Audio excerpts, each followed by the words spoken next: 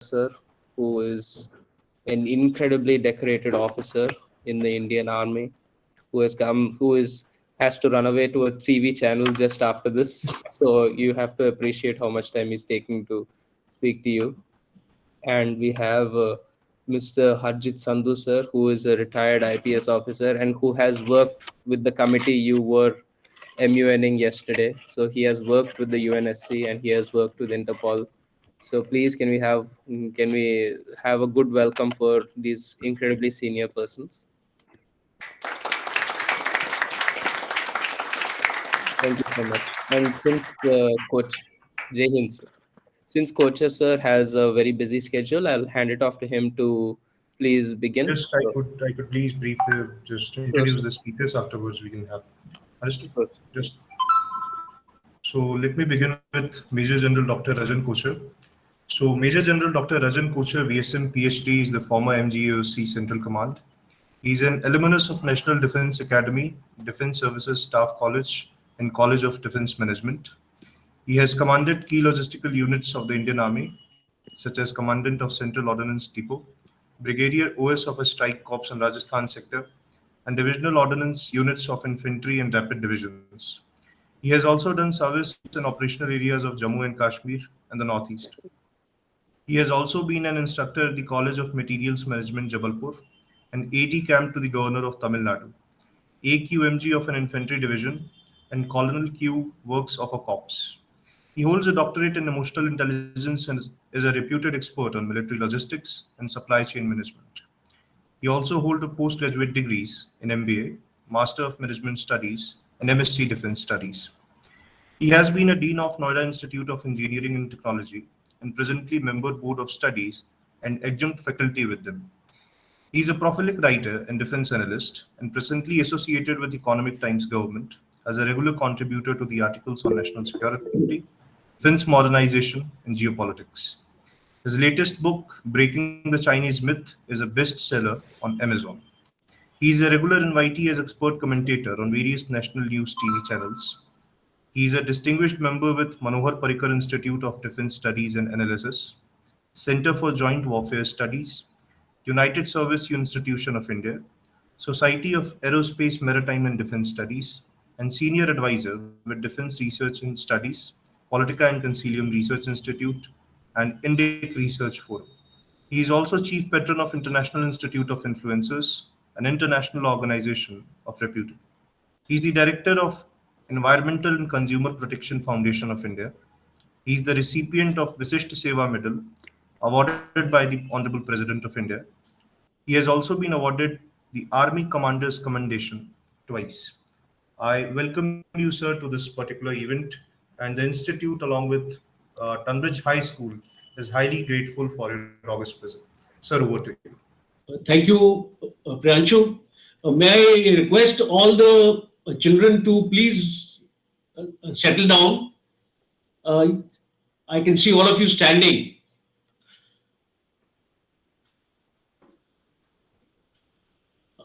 Okay, at the outset, I am grateful to PCRI and the Tunbridge School Management, the principal, and I'm privileged here today to be able to speak on a very important aspect of learning for the students who would be graduating later on into their respective fields, and therefore important to understand about this very relevant topic, role of United Nations in the contemporary global order. I will also be touching in the course of my talk on the UN peacekeeping missions, which is an important aspect of the role of the United Nations. Certain issues I would be highlighting in my talk, which should set you thinking and analyzing how we can shape up the United Nations in times to come. The present conflict we are seeing between Russia and Ukraine, there has been a great debate on the relevance of the United Nations and its role in addressing conflicts worldwide. A large number of people are seeking a review of the Charter of the United Nations to enable it to become a more potent force in the resolution of conflicts. There'll be a number of searching questions being asked. What happens to the world in case it transgresses into a Cold War 2.0? We are seeing already the alignments of nations taking place post Ukraine conflict, and therefore it will be important to understand what kind of role United Nations will take on henceforth. Just to refresh your mind, the United Nations came into being in 1945 after the dissolution of the erstwhile League of Nations. Since then, United Nations has been involved in peacekeeping, arms watching, social and humanitarian rights, climate change, and other like-minded issues. The organization has grown exponentially. It used to be 51 nations in 1945. Today it is 193 nations. And whatever we may talk about its efficacy and shortcomings, it remains as the only organization which has such a wide universal membership. And its past track record tells us that it has successfully intervened in many disputes and settlements. They have promoted and conducted free, fair, and transparent elections, have been instrumental in rebuilding nations after devastation and conflicts. Today, more than 80% of the work being done by the United Nations relates to the humanitarian causes. For instance, the World Food Program, the largest food initiative, bringing food in emergency, providing aid and protection to thousands of migrant refugees and displaced civilians worldwide, tracking the onset and spread of diseases and plagues, saving lives of millions of children through vaccination and immunization campaigns, and providing aid to the women and children in the war-struck zones. So you can imagine that United Nations has been undertaking these kind of activities, and more prominently in the African and the Middle East areas. Another important aspect here I would like the students to understand is about the UN peacekeeping role, and why I will be devoting some time to it is because I'm from the Indian Army, and Indian Army has been involved in a number of UN peacekeeping missions. India is one of the founding members of the UN, and it has participated in 51 out of 71 peacekeeping missions, and has contributed 258,000 soldiers for the cause of the UN peacekeeping, and it is one of the largest contributors of peacekeepers in the world. So here I want you to understand this aspect, because later on will be speaking about the Security Council, about the UN Security Council, and why India needs to figure as a permanent member there. So you must remember this aspect, that we have the largest contributors of peacekeepers in the world, and therefore are staking claim to a permanent membership of the UN is not out of place. And you can see the commitment of our country. We have accepted 159 casualties of our own men in the supreme sacrifice of the defense mandate of the United Nations. So you can understand that not only we have contributed such a large force of 2.58 lakhs, we have also suffered casualties, ensuring that we you uphold the mandate of the UN.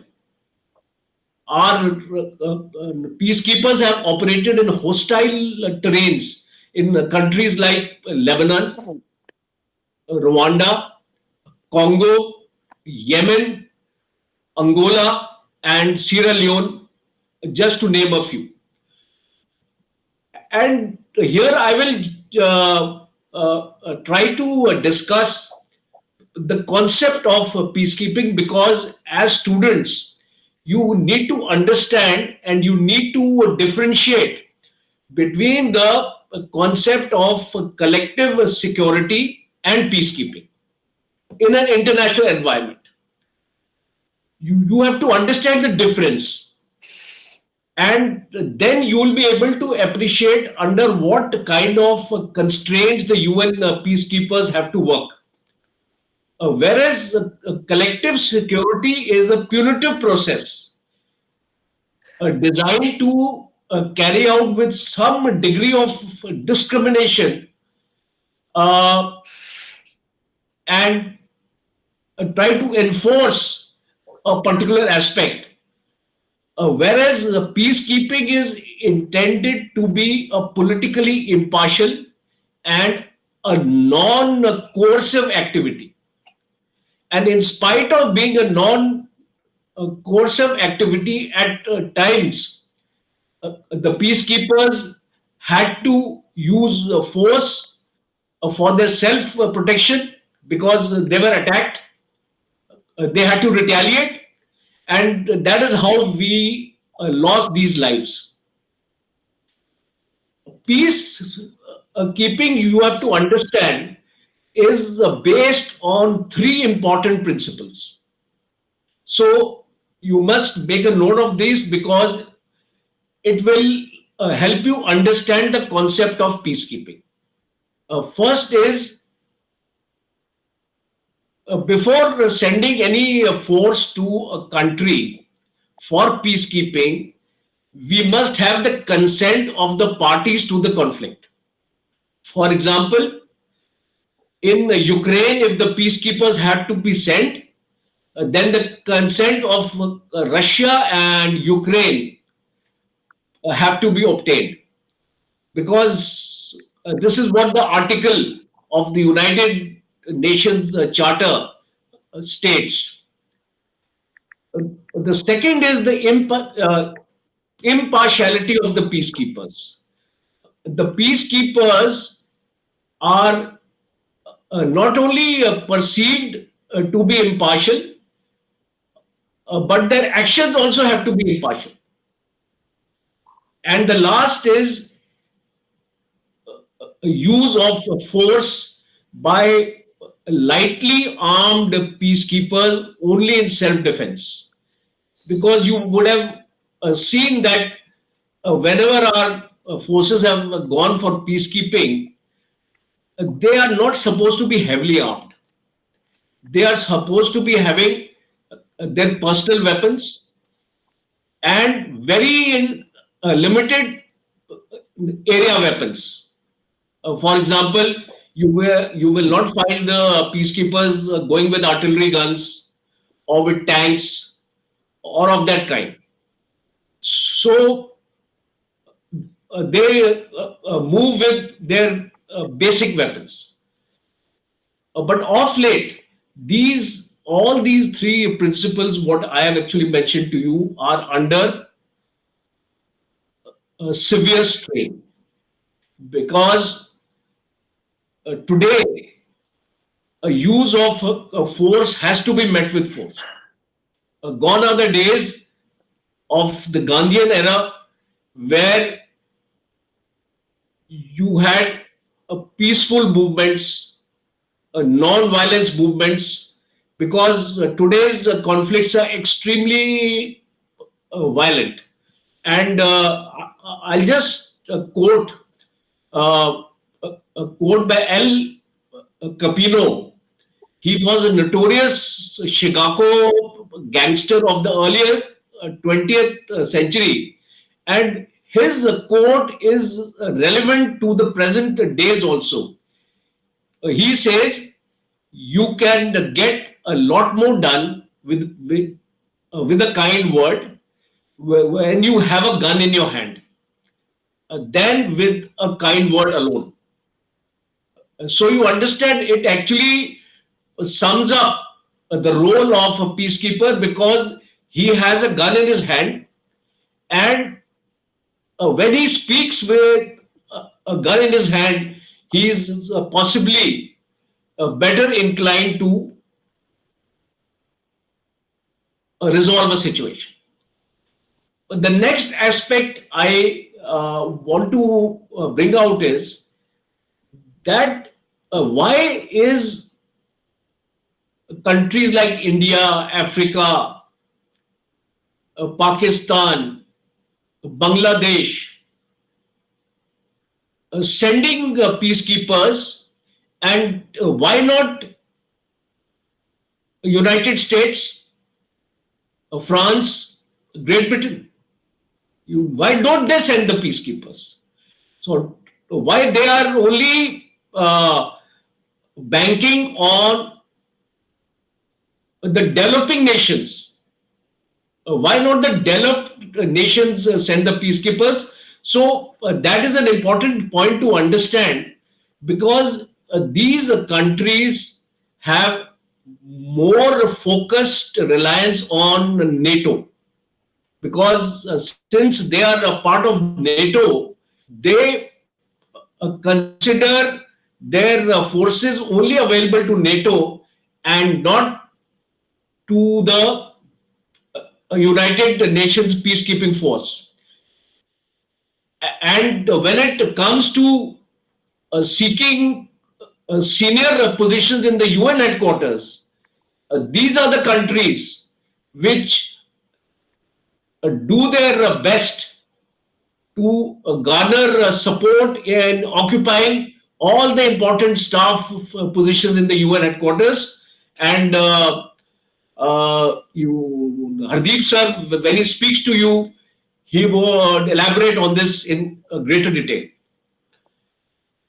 A next important aspect which I want to discuss is about the role of the UN Security Council. This is the prime body in the UN which is responsible for maintaining international peace and security.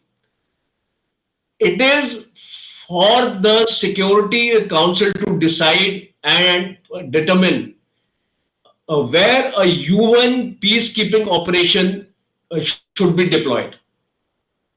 They have to decide. These five countries known as the P5, United States, Great Britain, or United Kingdom as it is called, Russia, China and France.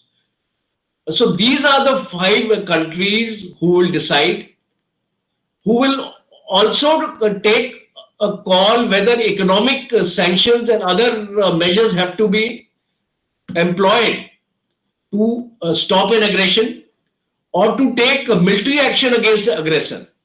So in the present conflict, what we are seeing, if one of the five members is involved in a conflict, and he happens to be a permanent member of the Security Council, he'll have the veto powers. He will ensure that no resolution goes through. This is where the Charter of the United Nations needs a review, because you have 10 more members of the Security Council who are the non-permanent members, who are appointed, if I remember correctly, for a period of 2 years or so, and they are rotated. So here I see the role of these 10 members coming into play. There must be a review of the charter, and that charter should say that in case the conflict involves the permanent members or one of the permanent members of the Security Council, then the issue will be decided amongst the 15 members. A vote would be taken, and a simple majority, that is 50% of the members, if they vote for a resolution, it will be adopted. So this is the change I would like to recommend here, and I would like the students to try to analyze this, try to understand this, and see how we can take it forward, how we can impress upon the powers to be to accept this, because without this, the relevance of the United Nations is evaporating. Today, when Russia is involved, or if tomorrow China attacks India, no resolution can be passed against China, because China is a permanent member of the Security Council. So this aspect I thought I must share with you, and I set your mind, thinking on this. Today, a large number of global conflicts are emerging. There has been a decline in conflicts. There has been an increase in the intrastate conflicts. The flashpoints are Ukraine, as we are already seeing. Taiwan is another flashpoint, and Iran is another flashpoint. And of course, North Korea is not to be left behind. So these are the regions where we will expect to see conflicts in the near future, and that is why a review of the Charter of United Nations with regard to the composition of the Security Council is a must. And one more aspect about the Security Council: in 1945, you had these five permanent members. And why you had these five? Because they were the five strongest nations, having the strongest military with them at that point of time. Today, in 2021, a lot of other nations have emerged. India is one of them, fourth largest army in the world, an extremely potent military, a sea power, and an air power. And that is why, on the very concept of these five members having been appointed in 1945, the same analogy, if it prevails now, should include India also as a permanent member of the Security Council. We also need to have a look at the non-state actors today. non-state actors are also have grown exponentially. In 1919, I'll just relate a statistics to you. Uh, Only 5% of the civil wars involved a military involvement by external actors. Today, it has grown to 40%, and therefore, this changing world order, what we are discussing, a contemporary world order today, we must understand the role of the non-state actors also coming into play. The second aspect is that Ukraine has happened, so the focus has shifted to Russia and to Europe. But the future focus of conflicts is going to be the South China Sea. We should not remove our focus from China and the South China Sea, because China is just waiting for an opportunity to attack Taiwan. A recent article of mine published in the Chanakya forum on Taiwan, you may like to read, in which I have tried to analyze that the future conflict is likely to happen in Taiwan, may not happen now, maybe in the next 2 years.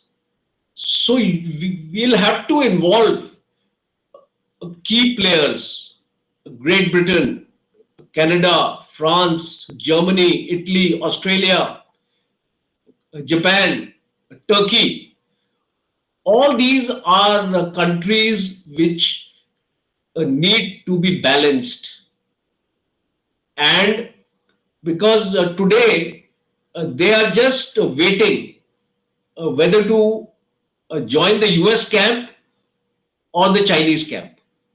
So we need to understand this entire geopolitics, how the change is taking place. And in the end, I would like to conclude. I think I've already taken more than 20 minutes. I would like to conclude by saying that United Nations is an extremely relevant organization.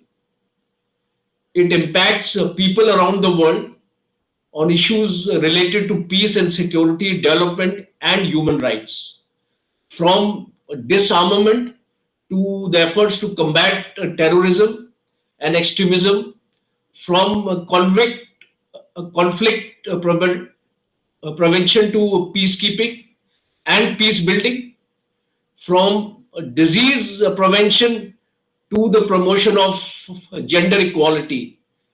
The UN has a very, very large canvas, and therefore, disinformation, misinformation are the two aspects which can add fuel to the fire as far as conflicts are concerned.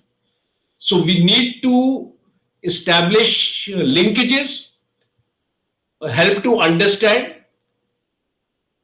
and it is extremely important that we have the correct kind of leadership in the United Nations, with the correct composition of nations who are a part of the Security Council. Debates in the United Nations have to be impartial. The United Nations General Assembly has to understand each aspect which is impacting the world. It can be climate change, it can be poverty, displacement, it can be a pandemic, as COVID-19 has been. So UN has got an extremely big charter, and to remain relevant in the present times, I feel the aspects which I have deliberated upon, and with the other speakers will also deliberate upon their own recommendations. We must take everything into account. Thank you very much. It was wonderful talking to all of you today, and I would welcome any kind of questions if there are any.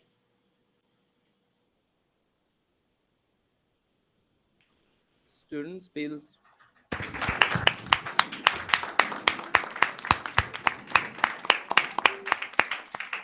Thank you very much. Major General Rajan Kochhar, sir. I'm Kim Noble, Principal of Tunbridge High School, and on behalf of my students and my staff, I'd like to thank you personally, my wholehearted appreciation for spending your time with us today and being so insightful, giving us such insightful information. I know you've got a very tight schedule at 11:45. You have a hard stop, and I appreciate the time that you've taken, not just being with us today, and the excitement that you've got engaged or even inspired amongst us over here in this room, to take things forward.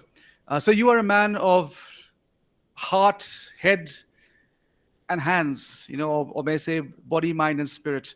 And you've inspired us in all three ways. So you're a man of muscle and of force, and with your command with the AOC, you've taken our defense forces in the country even further and higher, sir. So you're a man of mind and brain. Your strategic thinking has put India on the map, and your insightful views and knowledge has been a voice across the nation and across the world, sir. I'm sure a lot of my students over here will be greatly inspired in the way you think, in the way you present yourself. So, but beyond the hands and the head, sir, you're also a man of heart. So, and we do appreciate. So you're one gentleman, I must say, who looks at the emotional intelligence of people, especially the defense forces. And maybe it's a good question to ask if you feel that the leaders of nations across the world are lacking in emotional intelligence, which is causing conflict with the neighbors over there. This is just one of the many questions. So I do appreciate that you got a little buzz on Twitter, and you mentioned us on Twitter, and it's gone viral over there. Perhaps it's only overshadowed by Will Smith's slap at the Oscars. But my children over here are in uniform, they're in school uniform, and hearing you speak and just being in the virtual presence of you, I do hope and pray that some of them will be inspired one day to wear the uniform of the nation. And I look forward to that. Absolutely. Thank you, sir. God bless you, sir.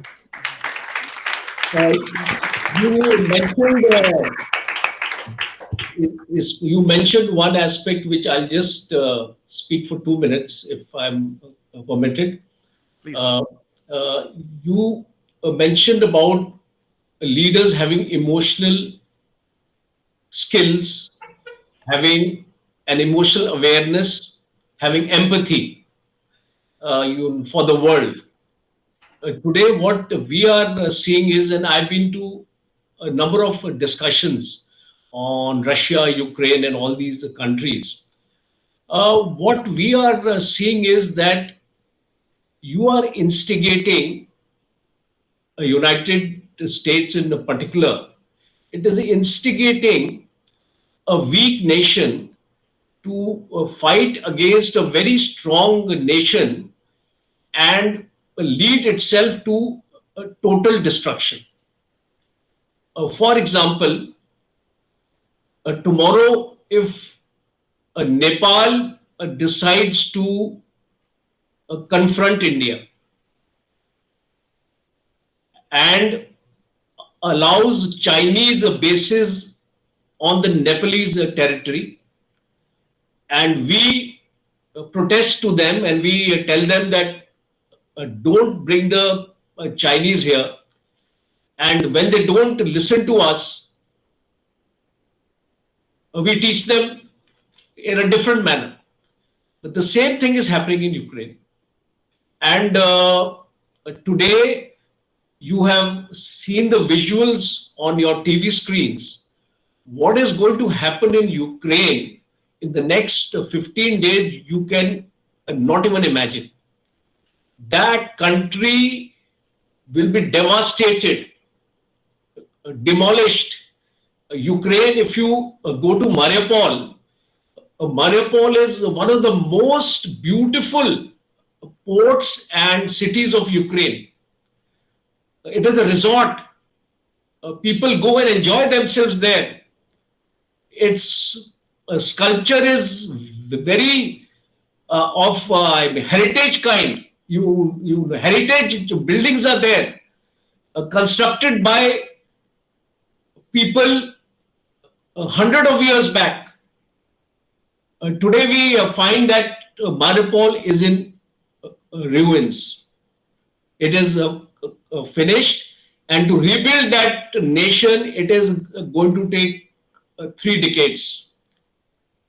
What happened to Hiroshima, Japan? And how many years Japan has taken to rebuild itself?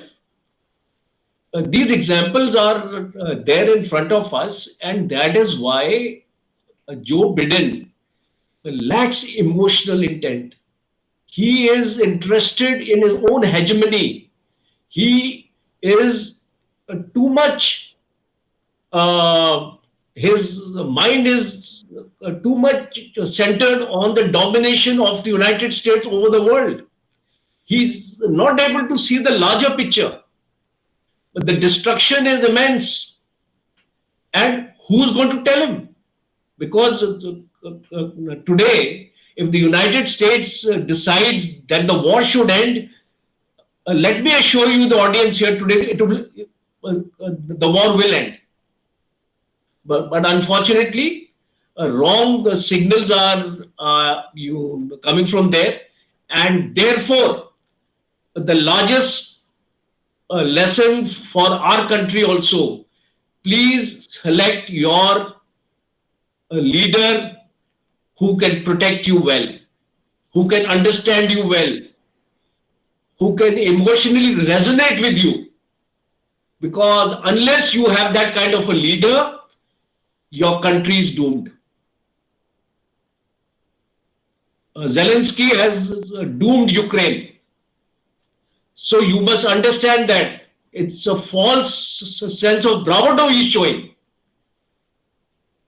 When you know that you are going to be vanquished, to what extent you must go, you must realize that.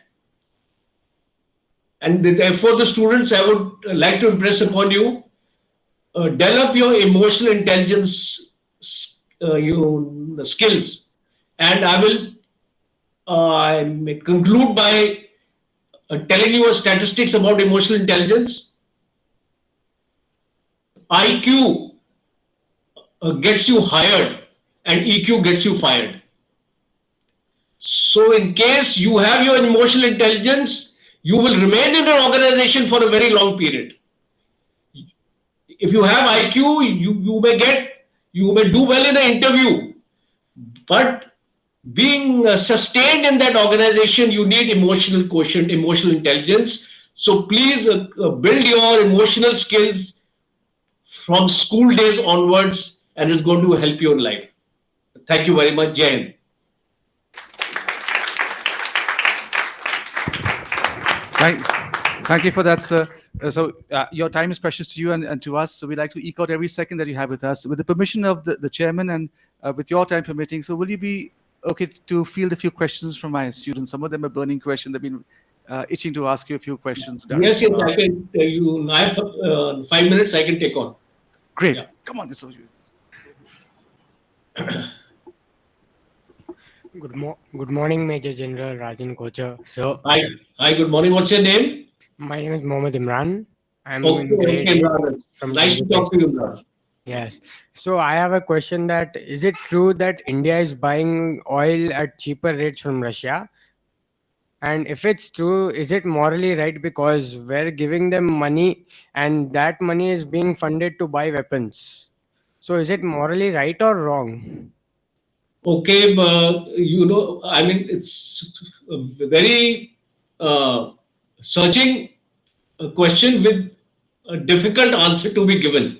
Yes. But I will tell you, when you make a foreign policy of a country, you look at the larger national interest.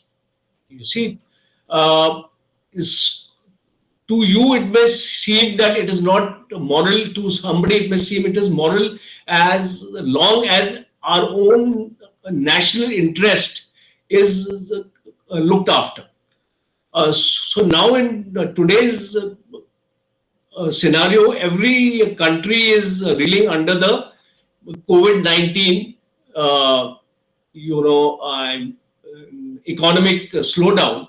So every country is seeking an opportunity where it can improve its own economy, and buying oil at a lesser competitive rate is morally it's fine. Nothing wrong in that, because whatever you buy from whatever country you buy, when the money goes into that country, that country can use the money for whatever it wants. It can buy weapons, and it can build, hospitals also in that country. It can improve the infrastructure of the country. So do not only I mean, relate it to weapons only. It can be used, this money can be used for the development of any nation. So I feel that it is a very perfectly justified decision. Thank you, sir. I hope I have answered you. Yes, thank you, sir.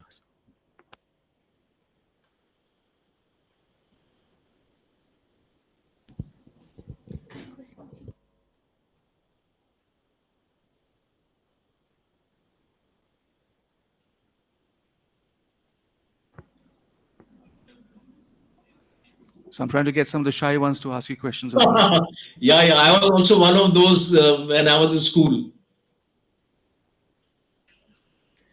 My question is to Major. Good morning, sir. I'm DL Kaushal from Standard 80. My question Hi, is how are to you? fine, Yeah. sir. Yeah. My question is to Major General Rajan Kochhar, that what are the challenges that you faced during the war, sir? Your career, sir. Okay.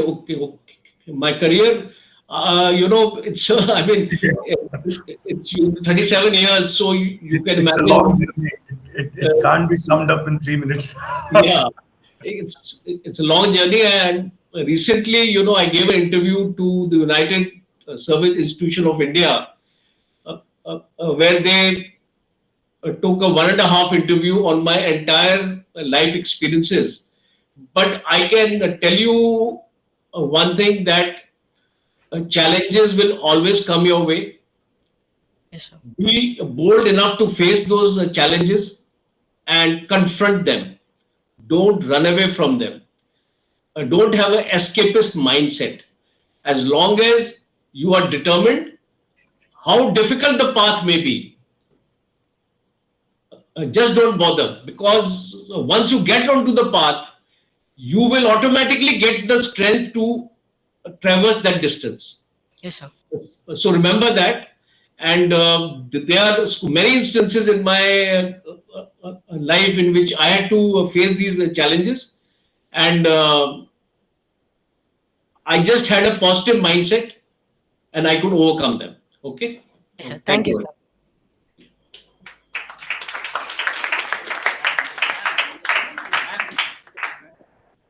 Uh, Sir, is your time allowing? Yeah. Now I think I must You. thank. It's Uh, 11:55. I must thank the principal for the wonderful words he's spoken for me. I don't really think I deserve all that, and I wish you all the very best. The Tunbridge School, High School, the very best. the best of students may actually emerge from the school. As I can see, there is a vibrancy among the students and the staff and the faculty and the teachers and the principal. And I wish you all the very best and God bless you. Jai Hind. Thank you, sir. Thank you for your time. Jai Hind, sir. Thanks a lot. Thanks a lot. Abhilash, so I think we should move with Harjit ji. So Harjit ji is joining us directly from Belgium. So I should be thankful to him because he, on a single request, he has to wake up early for this particular session. So thanks a lot, sir, once again. And before moving ahead, I should introduce sir. So just allow me 1 minute. So Mr. Harjit Sandhu is an IPS officer. He has served as police chief in 2 insurgency-infested districts of Manipur and was also a commanding officer of an armed Manipur Rifles battalion engaged with counter-insurgency operations. He also served as superintendent of police in Central Bureau of Investigation (CBI). At international level, he had high-level assignments with Interpol, UN Security Council, UN International Criminal Tribunal for former Yugoslavia, Special Tribunal for Lebanon, and United Nations World Food Programme. As expert coordinator and spokesperson for 5 panels of experts for UN Security Council in pursuance of resolutions 1306, 1343, 1395, 1407, and 1408 relating to Sierra Leone, Liberia, and Somalia, he steered teams of international experts monitoring cases of UN sanctions and global arms trafficking network. Over the year, he has also provided services as an independent expert to the UN Counter-Terrorism Committee, UN Office on Drugs and Crime, Organization for Security and Cooperation in Europe, Serious Organized Crime Agency, and Commonwealth Secretariat. He is the recipient of President's Police Medal for Meritorious Service, the Special Duty Medal for Service in Conflict Areas, United Nations International Peace and Justice Medal, several other commendations at individual level, as well as Organizational Nobel Peace Prize in 2020. He also won first prizes in All India Police Memorial Essay Competition 1993 and Prime Minister's Silver Cup Essay Competition in 1996. So it's my privilege to welcome Harjit ji. Thanks a lot, sir, for sparing time from your busy schedule and joining us. Please. Thanks a lot, sir. Thanks a lot. Over to you, sir. Thank you, PCRI for the introduction, and thank you to both PCRI and Tunbridge High School, because as far as getting up early is concerned, especially when I heard that students will be joining in, definitely for students, I'm always available. Students, colleges, even in universities, I've spoken a lot in Indian institutions as well as outside. So definitely that was my priority. And I was listening on that. I won't comment on some of the things previously asked, because each individual has own views. But maybe when we are speaking, then it comes, I will touch on some of the things my friend Rajan responded, because we in the conflict have to be neutral. We do not take sides. So that is what UN tries to do, even though practically what it happens, that is a different thing. So since I knew students will be there, so they are always interested in getting some handout or something. So I put some slides so that it can be shared with them. I can send separately also, and they will see here right now on the screen. So just before that, I think such things are also like a career event for the students, so that they decide where they want to go and what they want to achieve in their life. So on the education side, I will say always keep learning, commitment to learning, because I still keep on doing something or the other, giving lectures, also attending lectures to learn something. On the academics, after leaving my PhD way back in 1981, I joined this IFS, IPS, and other things. Some have been introduced. So let us see. I will quickly run through some of the slides. I know time is already taken a little longer in the previous one.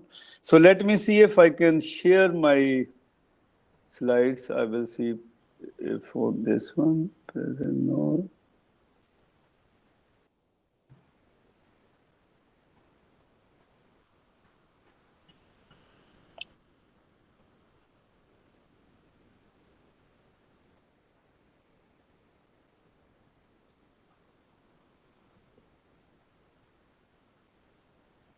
Can you see the first slide? Yes, Hello? sir, we can see the slide. Yes, sir. Yes, sir. It's So you visible. can see which is your own poster, like you made that poster, and that slide is visible there. So okay, so we are on it. Let's see if it moves. So this is about my 4 decades of public service, starting as a young IPS officer and going through all these phases. This is more for the students to see, and a bit of the career graph, which led me to 103 countries, where every type of crime I investigated along the way, war crimes, UN sanctions violations, fraud, corruption, you name, and I have done it. So started with here from Indian Police Service, CBI, Interpol, UN Security Council, UN Yugoslavia Tribunal, Special Tribunal for Lebanon, and finally up to the World Food Program. Then so I know you have been talking since yesterday about the UN, what UN does and what is the relevance of UN. So when people talk of relevance, mostly they talk of just about maintaining peace and security. That is just only one part of the UN. So if we look at all these 5 main functions, maintaining peace and security, this was one of the mission. Then protection of human rights. Then providing humanitarian aid, which actually is one of the largest contribution of the UN. Not only interfering or not interfering in Ukraine or in Syria or other, because providing humanitarian aid where millions of people are dying of starvation, that is one of the very important part. Then upholding international law. And finally, promoting sustainable development so that the atmosphere, the environment is maintained. So wherever there is some disaster, now all this, if you see, look at Syria and you look at Ukraine, ultimately one day it has to be built in. And also how UN does these things. All these 5 things that I mentioned here: peace and security, human rights, humanitarian aid, international law, sustainable development. How UN does it is through these bodies. You must have been reading about this since yesterday and even before that in the model UN and from other speakers, but I just thought I quickly, just not going through discussion, but just quickly summing up. General Assembly, where all the 193 members are present. Then the Security Council, 5 permanent and 10 non-permanent, because Major General Rajan touched on that 5 permanent. I have participated in the debates with them during my time there. Then Economic and Social Council, Trusteeship Council, International Court of Justice. Again, International Court of Justice is something to be looked into because it is not only the principal judicial organ of the United Nations, this is the only organ out of these 6 listed here, which is based outside New York. Its headquarters is in Peace Palace in The Hague, and its role is to settle, in accordance with international law, all legal disputes submitted to it by the member states and give advisory opinions on legal questions. This is important to understand. This is advisory opinion. Its decision or opinion is not binding like the Security Council resolutions are binding. So these International Court of Justice, its opinions All decisions are only advisory in nature. It's for the member countries to accept it or not, like Israel's case, Palestinian wall, that Israel wall building, it was never accepted by Israel, but the judgment is there. Then the UN Secretariat, that is in New York, so which is headed by the Secretary General and tens of thousands of the UN staff, they work in all. All these 6 were established under the original UN Charter in 1945 when it was formed after the Second World War. Then we have this United Nations system, the whole of the system. The system is not only these 6 organs, these are known as principal organs. The most important ones are funds and programs. Funds and programs are way more bigger than the principal organs when you look at the funding part. The whole of the UN budget is not as much as one of the funds and programs, only World Food Program has. But the main ones, UNDP, UN Environment Program, UNFPA, UN Habitat, UN Children's Fund, UNICEF, and World Food Program. Then we have specialized agencies. There are others, lot of departments. This whole thing comes up as a UN system. Then you have specialized agencies like FAO, ICAO, IFAD, ILO, IMF. I've listed here all. Some important ones are like, each one is important in its own way, but UNESCO, WHO, World Bank, these are the primary ones. So UN funds and programs. These, the UNDP, again, is in New York. Environment Program is in Kenya. UNFPA Population Fund is in New York. UN Habitat. You will have these slides, so need not see. I will come to the last one. That is World Food Program. Its headquarters is in Rome. And in case at any stage there is a connection lost, because in the previous one, few times I lost the connection. So just let me know if there is any, if you can't see anything clearly or some problem is there. The World Food Program, out of these funds and programs, I will just touch on that. Its aim is to eradicate hunger and malnutrition. So it doesn't come on the conflict, but wherever there is a conflict, World Food Program is there. It is the largest humanitarian agency, and it helps almost 100 million people in 117 countries to bring life-saving food to people displaced by conflict and who have been made destitute by disasters. World Food Program was awarded the Nobel Peace Prize in December 2020, 2 months before my retirement. As I said, is one of the first agencies on the ground in global emergencies caused by conflict, climate shocks, pandemics, and other disasters. WFP provides life-saving support to people at risk of going hungry, and it coordinates the response of the global humanitarian community to large-scale emergencies. Like, for example, pandemic, I think Rajan touched on that COVID thing a little bit on that. When the COVID restrictions was there, it was only the World Food Program which was flying around, which was sending its ships everywhere, and the food was being delivered, not only food. World Food Program during COVID time, when no other flight was operating, its flights were even providing transportation to the governments where the commercial planes were not going. Everybody cannot have his own private jet. So World Food Program with its fleet was providing help to all. So World Food Program, its transportation starts from mules in those areas where there is nothing, and it goes all the way.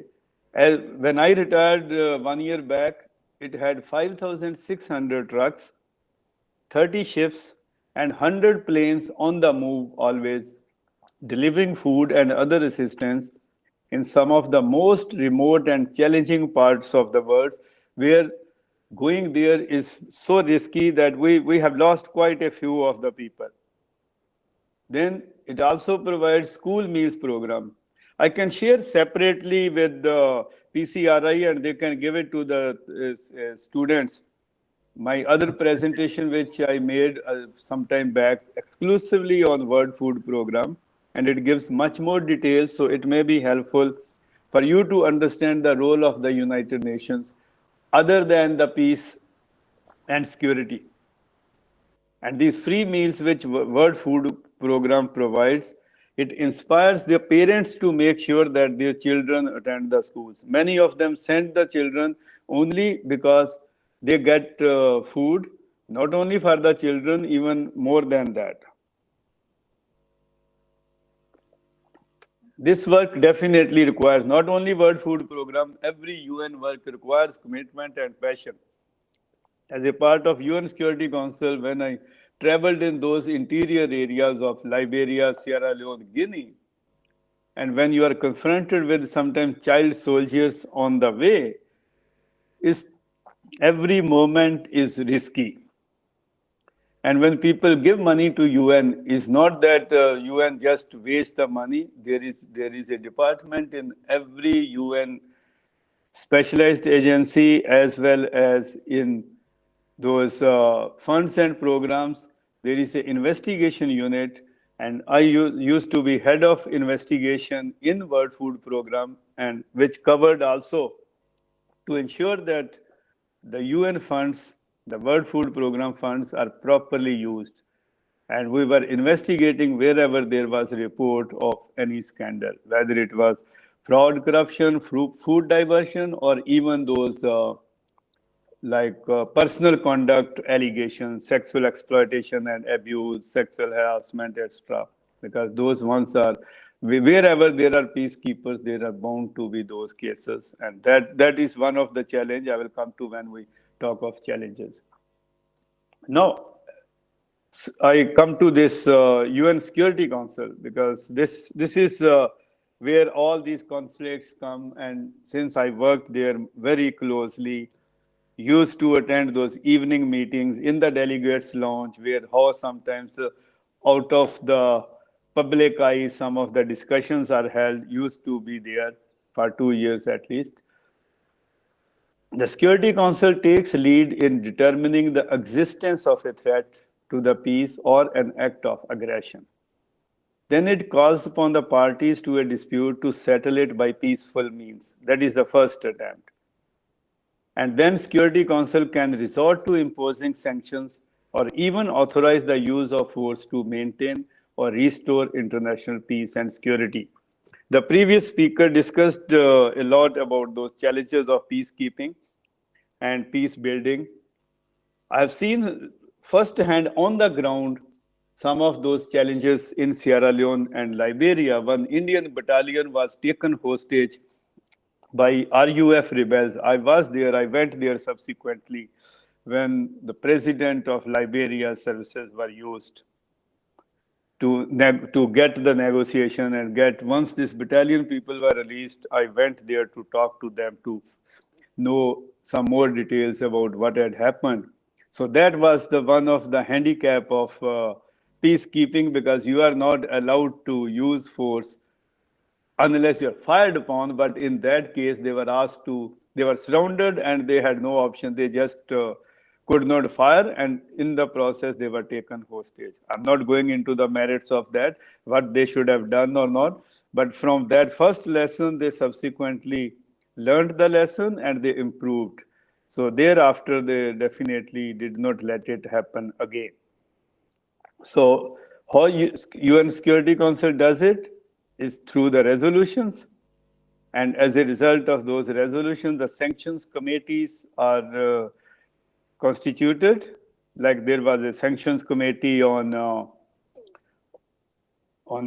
Liberia, there was sanctions committee on Sierra Leone, Somalia. Those 3 panels of experts under those sanctions committees, I participated for. So those ones I will touch upon that. These are the 5 resolutions under which I was appointed as expert and coordinator for these panels, and we produced report.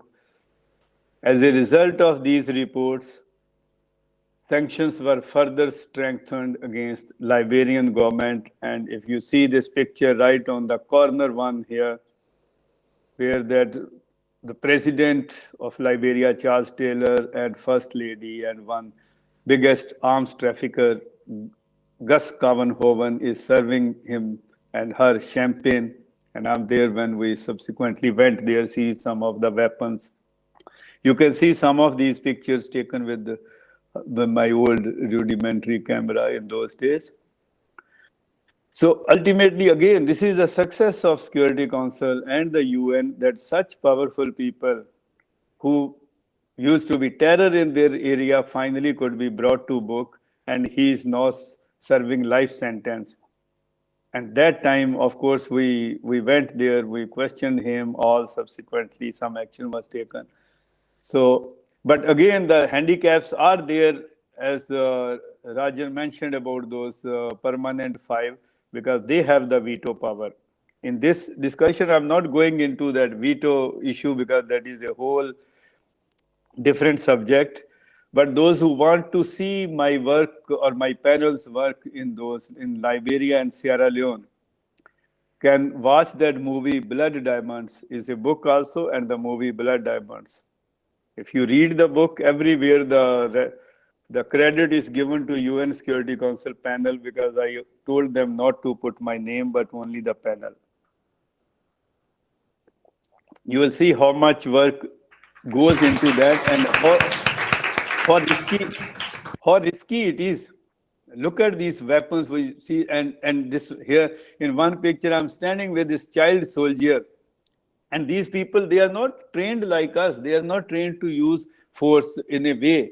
So it is a split-second decision. If one of them tries to shoot you down, by the time UN will not be able to even come and see. And the middle picture here, these are some of the persons whose limbs were chopped by those rebels. And here, this one picture, even one small child just to threaten people. And in this one picture, you can see the guns. These were seized from Uganda. In fact, all these, each one panel's work was a massive work, and at the end of each, I presented the report to the full house of UN Security Council, and as a result, the sanctions were further strengthened and continued. So I don't want to go too much into that, because then I will get carried away with that. That is my passion. Then United Nations ad hoc tribunals. Again, this is under Security Council resolutions. These tribunals are not permanent structure. They are made when required. When Second World War happened, Nuremberg and Tokyo trials were held. The whole world thought that war crimes will never be committed in future in the world, because so many people were punished. That time, death sentence used to be there. Most of them were given death sentence. Some people labeled it as victor's justice.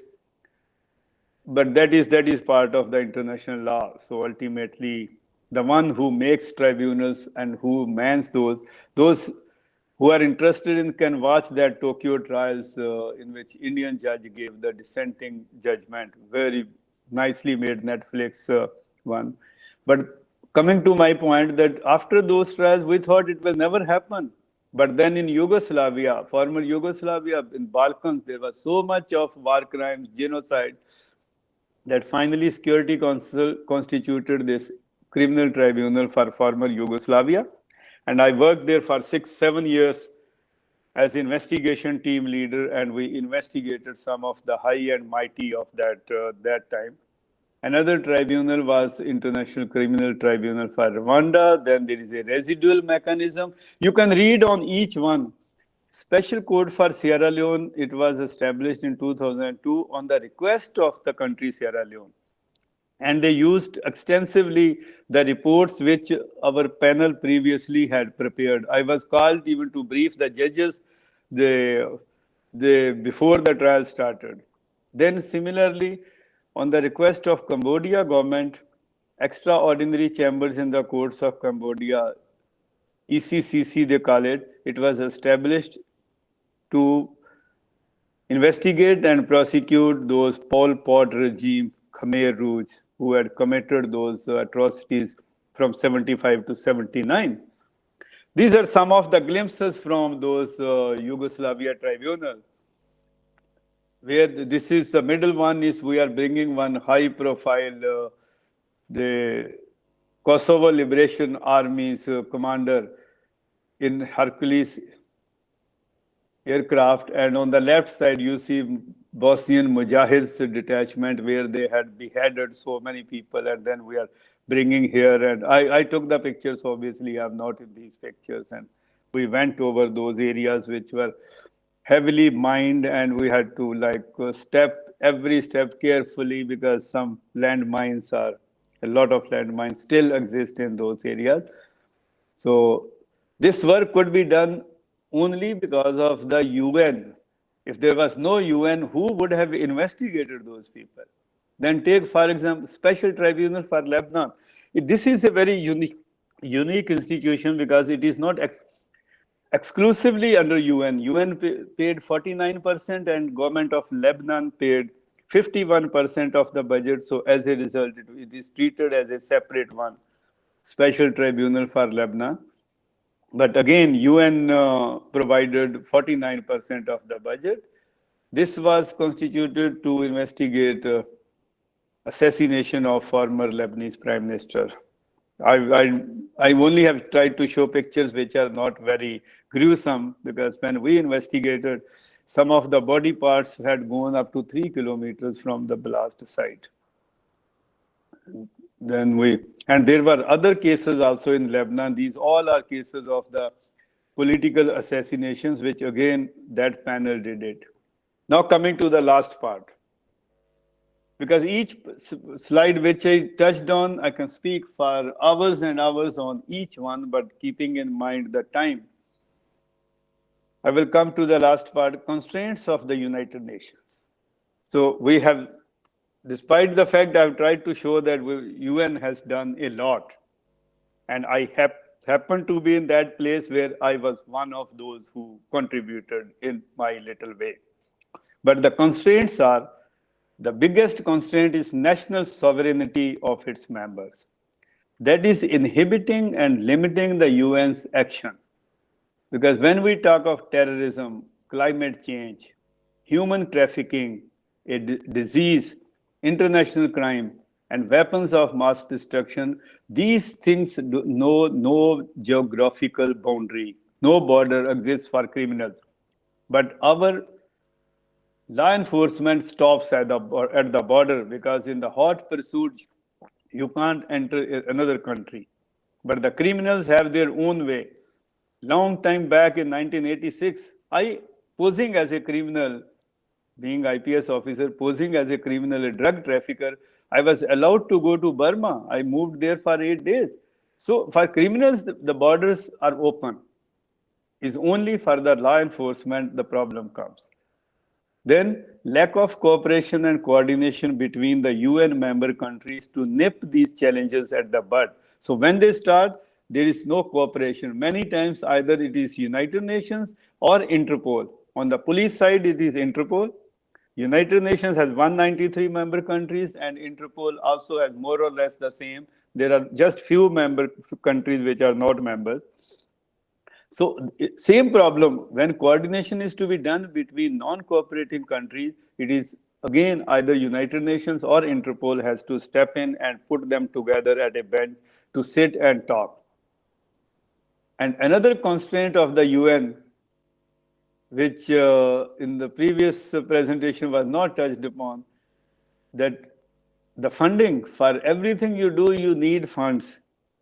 World Food Program collects voluntary, the ED goes, executive director goes to countries, asks for, and even private people contribute, and 6 to 7 billion US dollar budget they collected, which is much more than the whole UN, rest of the budget. But again, without money, you can't do anything. And the UN is facing this perpetual problem. You must have read it in the newspapers when Trump became president. He said UN is useless. He suspended all funding to some of the agencies. UN Population Fund, he stopped all funding. WHO, he wanted to withdraw from that when this COVID thing came up. So they wanted to completely withdraw. So in a way, it's good that one, his going is good for the UN because UN now gets its budget. Then member countries of the UN at this critical juncture of active cooperation and coordination are doing petty politics and causing an existential threat to humanity on this planet. Because we do not take sides on this, because one man's, as they say, one man's terrorist is other man's freedom fighter. So it goes all the way back to Alexander the Great. If you ask those people if they are wherever they are in heaven or hell, for them, he was plunderer. But for other side, he was great. So it depends on which side of the fence you are, which side you are taking. And member countries start playing this petty politics, and which again is a constraint for the UN. And coupled with that veto power, then it becomes another problem. A smaller country, UN can quickly go and take action. We have arrested the presidents and prime ministers, defense ministers of those countries I listed. But again, when it comes to the powerful countries, probably UN cannot do much. Then even look at the budget. This is the slide. USA pays 22% of the budget. I have listed some of these other countries, what they pay. And India pays 0.834 to the UN regular budget. Of course, there are various criteria, the country's own GDP and the country's per capita income is used to calculate. And this is what the UN has put the share of India at 0.834, which has marginally been increased from the previous one. So if you look at this chart, 20 countries are paying 83.83 of the budget as per the last figure. They will be revised now next year. And the remaining 173 countries pay only 16% of the budget. So those countries which are paying more of the budget, obviously when it comes to politics, they will have a larger say compared to those who are paying just minuscule, just a minor fraction of the total budget. So obviously when it comes to saying your say, it depends a lot on the budget, how much you are contributing. Now, coming to the almost the last part, why the United Nations is needed. People keep on talking like Trump that UN should be disbanded and all. So these are the facts which prove that it is needed, because the membership, which was 51 in 1945, it has increased to 193. There are few countries which are still not members, but those are like small territories here and there. Switzerland was added only few years back because it used to be on observer status. Palestine is still not there, and some islands are there which are still not members. Then international peace, cooperation, and development are pretty much every nation's objective. And United Nations has been rendering peace, justice, and harmony across nations. So we need it. We need UN. In spite of its shortcomings like P5 and other veto, other things, and shortage of budget, the UN has successfully negotiated and arbitrated very many disputes and settlements and provided humanitarian aid in emergency. Its peacekeepers have upheld ceasefires and military truce between many countries, because some places still peacekeepers are there and they are maintaining very effectively in Africa, because I have seen them on the ground. Then in some countries, they have promoted and conducted free, fair, and transparent elections. So UN has a lot of significance in the present global society. The way forward, there should be lesser criticism of the role of the UN. And the focus should be on attempts to generate political will and consent, because only with political will and consent, that will determine UN's future effectiveness and its efficacy. UN should also pursue alliance with government policy units, think tanks, research centers, and academia, because they can build public opinion and countries' opinion in its favor. Concluding remarks. Without a doubt, the United Nations is as relevant in the present times as it was at the time of its establishment in 1945. Nations globally need an organization that works towards a harmonious world where matters of global concern can be discussed and resolved through peaceful means. There are several social, economic, gender inequality, poverty, hunger, and many more challenges in the world that need to be addressed, and international cooperation is indispensable to achieve that. It may be better to collectively revamp and repair the United Nations rather than leaving it alone to face the challenges. So thank you very much. And any questions, I'm available now, or you can note my email, 2 email addresses, or my phones, and anyone, student, teacher, or anyone else can contact me after that. Thank you. We are back.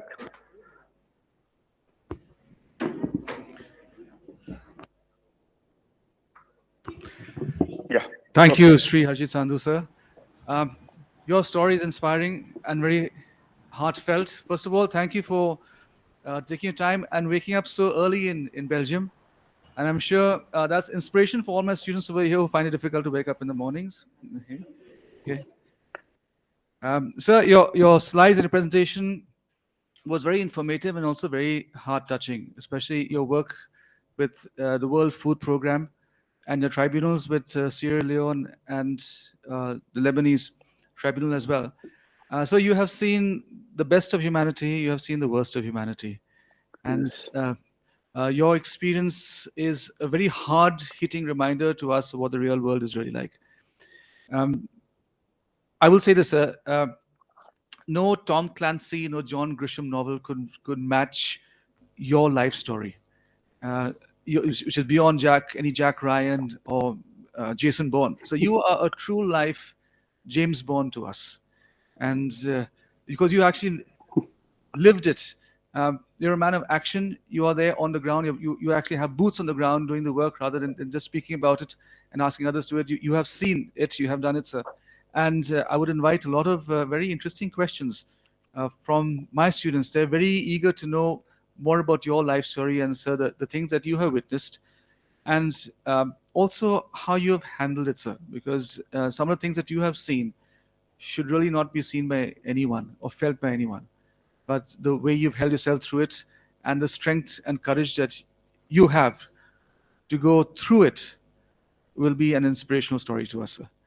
So with that, I would, with your permission, sir, and with the permission of the chairman of the PCRI, may I invite some of my students to ask you some of these very heartfelt and personal questions about your life, sir. Thank you. Just give me a few seconds. I will switch off the light because now the sun has come up. Yes. Certainly.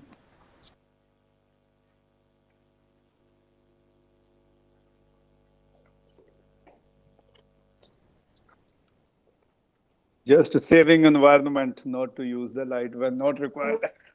Okay. Thank you, sir. I'll now hand it over to my students.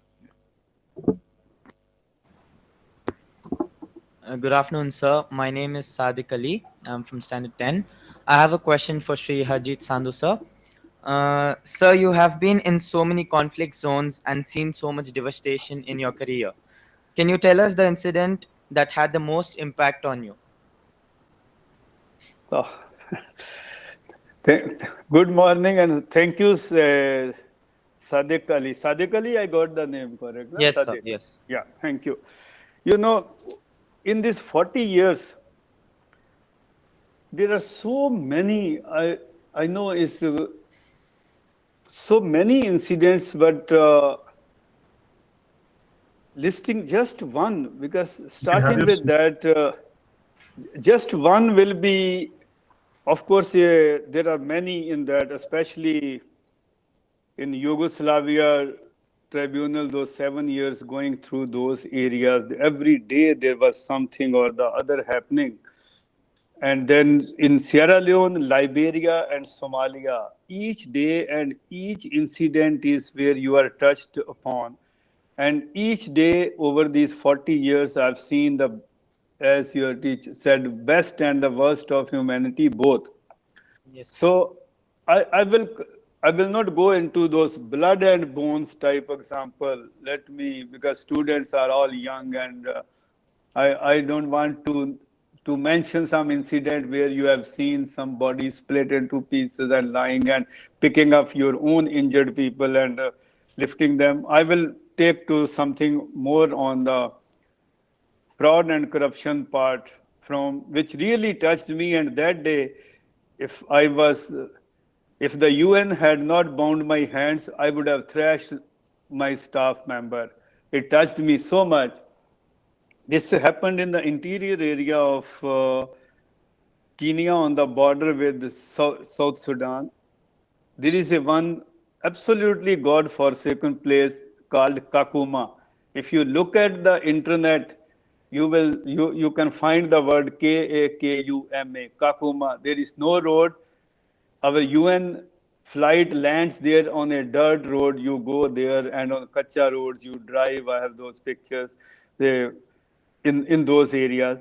Now, where that case came up, why I went as a chief of investigation myself, because there were few complaints. Look at the human side, the bad side, how bad people could be. We say we are giving, UN is giving to these refugees, these people, something to eat just to survive, not for luxury. $5, US $5 were paid by World Food Program per person, per individual member for the month. So $5 for the month. You can imagine 30 days, $5. And that $5 also, our people had the heart to steal. This was a case, individual case, one young girl of 16, 17 years old. She came and talked to me because I went undercover and in the field area, taking a lot of risk, leaving our driver. Because when I was speaking to people, they said, don't bring your UN driver because then nobody will speak to. So I took the risk of going into that. It could be anything. This girl's story touched me. I have never forgotten. And I keep on, after that, I ensured that 3 of our staff were dismissed from the job. Her parents and the brothers, sisters, everybody was killed in South Sudan. And when the refugees came, she was alone, a young girl of 16 years, survived that killings. She managed, and she was in one of these refugee camps. Her card, all the documents were made by UNHCR, and then it gives to the World Food Program for giving the aid. And she said that for last 5 months, she has not received her $5 a month. When we checked in the system, because it is all digital, they are given M-Pesa cards, and you go to those shops, and you're with the SIM card, you encash. She was going to the shop, and the shopkeeper was saying, you have already taken that ration, so you were coming again. She said, no, I'm first time. So it was one World Food Program employee who is getting so much highly paid, because all our staff, even at clerical level driver, they are highly paid. And this man had the heart to steal even $5 from that girl. So this really touched me, that on one hand, we are contributing, we are requesting people to give donations to UN, give donations to World Food Program, and we are ending up stealing. And this incident definitely has touched my heart. We ensured that she gets all the balance payment, and 3 persons who were employed in that scheme, they all 3 were dismissed. So I think for students, I will stick to this example more than going on the other side, other part, blood and bones examples, because a lot of such cases are where we had to get the mass graves dug up, and then you get thousands of those people, and then you think there was a time when they were all living human beings. Okay, I will stick to that one example and leave it for others to come in for something more. Thank you, sir. Does it respond to your question? Yes, sir. Thank you, sir.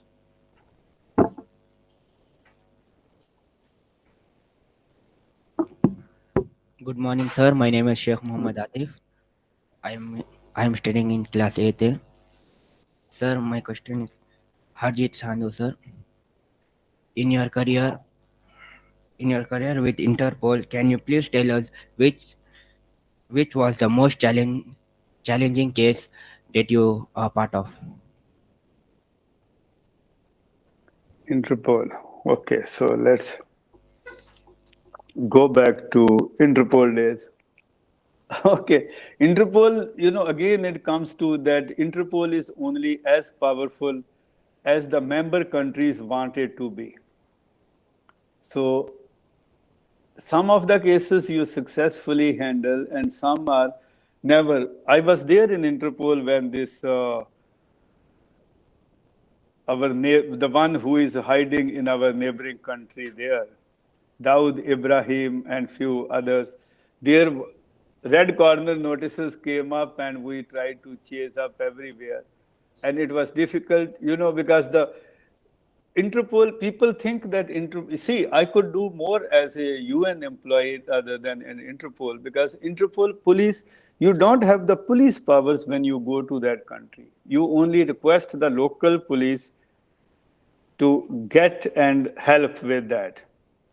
We can very successfully get that type of help in smaller countries, Nepal. I went from CBI days to Nepal and picked up one person. He was brought to the border and bundled into my vehicle, and we brought and said we arrested on our side. But getting that, for me, still I feel that during my days could not do anything to get this person back to India. And the other one, some were handled, some were successfully handled, some not so. So I will leave at that example of unsuccessful handling, because challenging, it still have not been done anything on that. Okay? Okay, sir. There are many on the financial side. After like 9/11 when happened, I was called there to speak to the US politicians when they had this Patriot Act and 9/11 Commission also, I spoke to them. So there were a lot of examples discussed during that time. And we tried to chase some of those financially. That time I was looking for that. Those were difficult. But definitely we could not do much on this 93 blast accused Dawood Ibrahim. So that is which was real challenging, and we did try to do a lot, but did not succeed. Thank you. Does it address Sadiq? Sir, I am Sheikh Mohammed. Sheikh, yeah, Sheikh. You are Sheikh Mohammed. The previous one was Sadiq. I remember. Okay. Thank you, sir. Thank you. Still, we are unable to catch Dawood Ibrahim, sir. Yeah. No. I took some personal interest, being from that country, because sometimes, some cases you handle as a routine. Okay, request has come, go. But this one particularly, even as an Indian, I had more interest in following it up, chasing it, but then again, without any success. Thank you. The similar instance is with Vijay Mallya and that diamond businessman. I'm unable to recall his name. Who is also Mehul Choksi.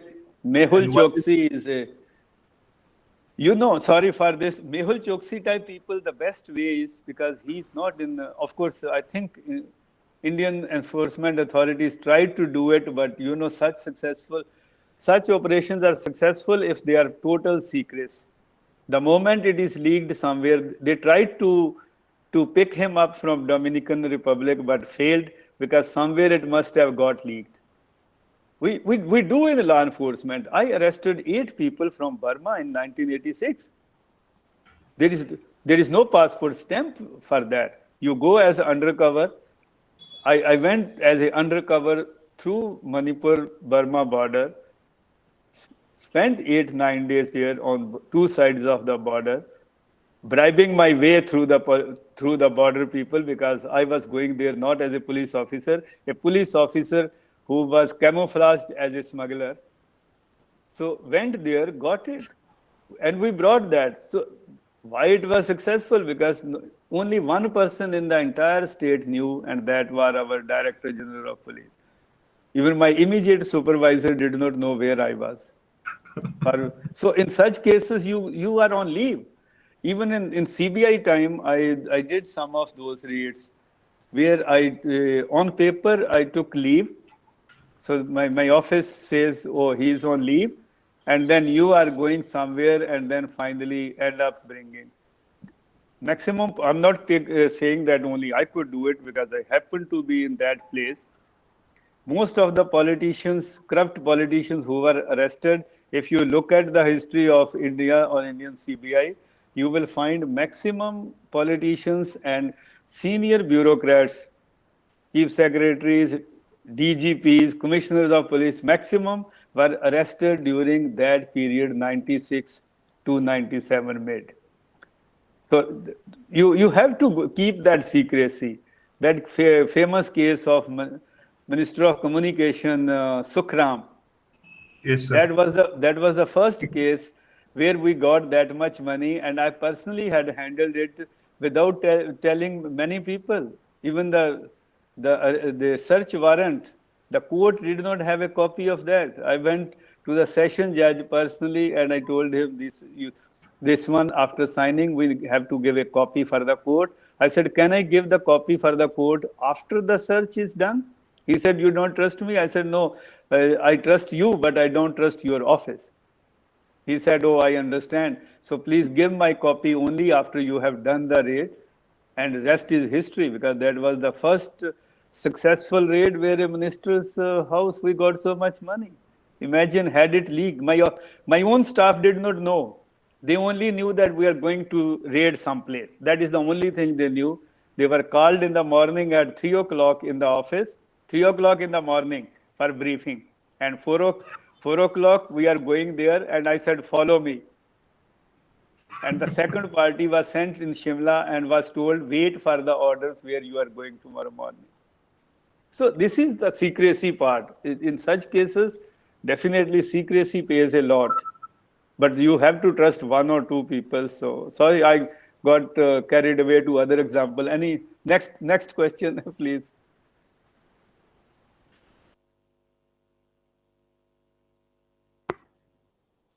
So, good afternoon, sir. I'm Ayan from Standard 9th. So, sir, Shri, Harjit, Sandhu, as you said that you have seen a lot of devastation of humanity.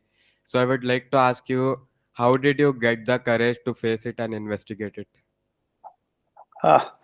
That's thank you, Ayan. Very absolutely brilliant question. I'm impressed. The students is so intelligent. I know some of you. The first slide which I showed was for such students that you can pick up. You don't need any political sport or politicians to please or somebody godfather. I come from a small, tiny village and finally ended there. The courage, you say, where it comes is only your conscience. If your conscience is clear, you have to feel that you are doing something useful. I know at times some people are mentally, I'm very soft when it comes to being soft, which I didn't get your teacher's name, but he mentioned about emotional intelligence. That definitely, even Rajan touched on emotional intelligence. Empathy.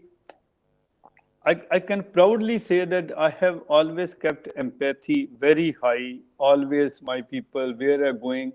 There are so many examples over the years where I did something even sometimes bordering between legal, strictly legal and illegal to help some of our staff.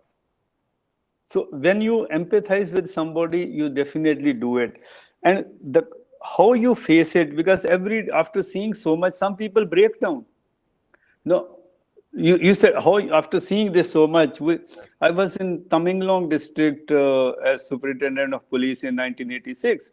There was an ambush of CRPF convoy. 22 people were killed and their bodies were burned.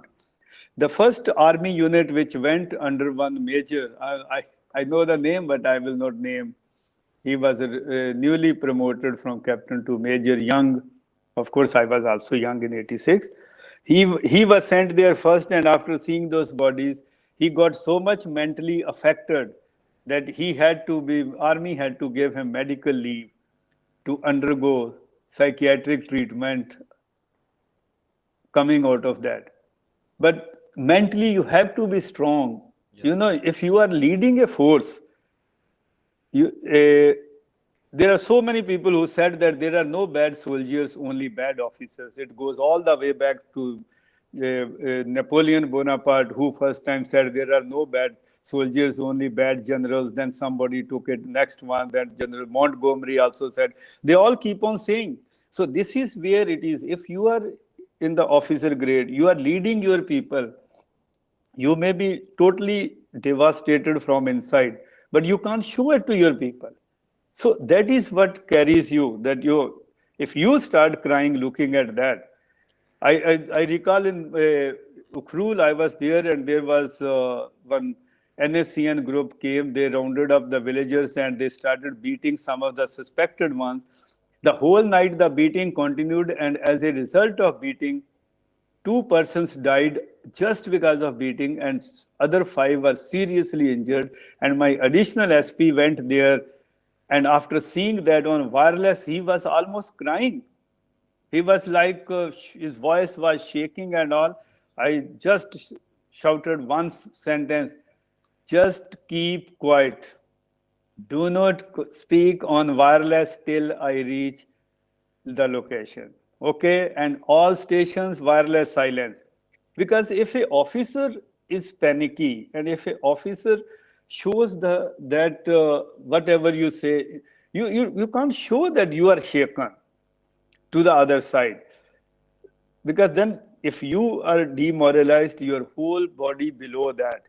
If you are commanding 1,000 or 10,000, when I was IG in Manipur, I had 10,000 armed soldiers under my command as a deputy inspector in charge of operations, first as DIG, then as IG. So you can't let those people see. This is where the big generals are different. So it's not that all these things what I have seen over the years, it does affect me, but it affects me when I'm alone. It does affect me at night. It does, all those things keep coming to your mind, what you have seen. And then you see, how could one human being be so bad to another?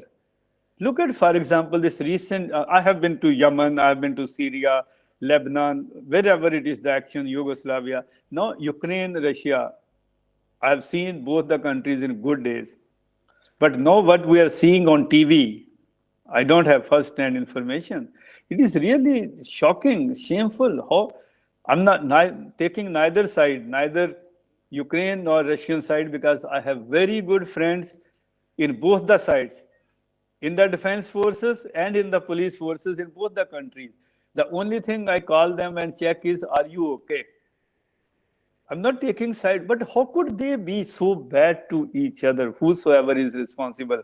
I'm not blaming one or the other. It's bad. But then again, who is the aggressor? I leave it, the judgment up to that. I'm not making any political statement. Like in the previous one, somebody asked that we are buying cheaper oil, and is it not?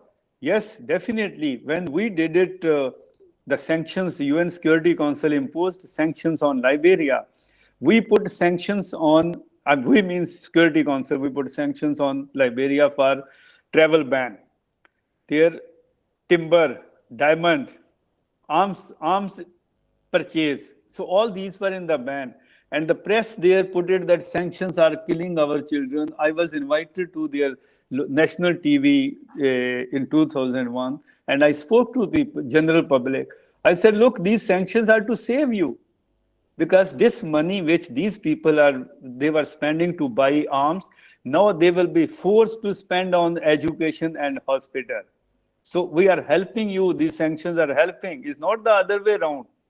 Otherwise, they will go and buy more weapons. So if they are traveling, I collected 1 year's figure that $5.5 million they had spent on ministers' travel in the year. I said, okay, now they are all under travel ban. They can't travel. So this 5.5 billion can be used for hospitals and schools. So definitely all these things keep on moving in your head. when you are sleeping, when I'm in the bathroom, all those things keep coming, why the human beings are behaving like this to other. But when it comes to job, if you see that you are doing whatever you are doing for a larger cause, for a larger good, then I think you keep on doing. You keep on going, and that keeps you surviving. Of course, when I have escaped a few very close brushes in Liberia, in Sierra Leone, and back home in Manipur. Few of the encounters where the person sitting next to me got shot. So then I say, you start seeing life philosophically, that the difference between life and death is few inches or few seconds. If you were moving little fast, few seconds before or few inches behind, it could have been for you. But so long as you are alive, keep doing your job. Thank you. Thank you, sir. Thank you for that.